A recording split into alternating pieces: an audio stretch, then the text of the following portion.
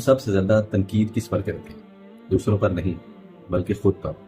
لیکن کیا آپ جانتے ہیں کہ یہ سوچ آپ کو کتنا نقصان دے رہی ہے؟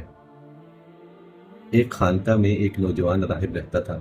وہ ہر روز پاس کی ندی کے کنارے بیٹھتا تھا۔ وہ پانی میں اپنا عکس دیکھتا اور اداس ہو جاتا، کبھی اپنی شکل پر، کبھی اپنی غلطیوں پر، کبھی اس بات پر کہ وہ دوسروں سے کم کیوں ہے۔ ایک دن استاد نے اسے اس حال میں دیکھ لیا، پاس آئے اور پوچھا، کیا دیکھ رہے ہو؟ راہب نے سر جھکا کر کہا، اپنی کمزوریاں، اپنی خامیاں۔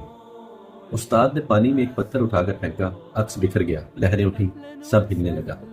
اب کیا نظر آتا ہے؟ استاد نے پوچھا۔ کچھ نہیں، سب بکھرا ہوا۔ استاد بولے، یہی تمہارے خیالات ہیں۔ پانی ہلا دو تو عکس بدل جاتا ہے، مگر پانی وہیں رہتا ہے۔ تمہارے بارے میں جو خیالات آتے ہیں وہ لہروں کی طرح ہیں، آتے ہیں جاتے ہیں۔ تم ان خیالات سے کہیں زیادہ گہرے ہو، کہیں زیادہ اصل ہو۔ اپنے آپ کو خیالات کی نظر سے مت دیکھو۔ انسان اپنے خیالات سے نہیں ہے۔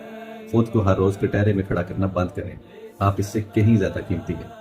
اگر آپ مزید ایسی مختصر اور دلچسپ باتیں سننا پسند کرتے ہیں تو چینل کو سبسکرائب کریں۔ شکریہ، اللہ حافظ۔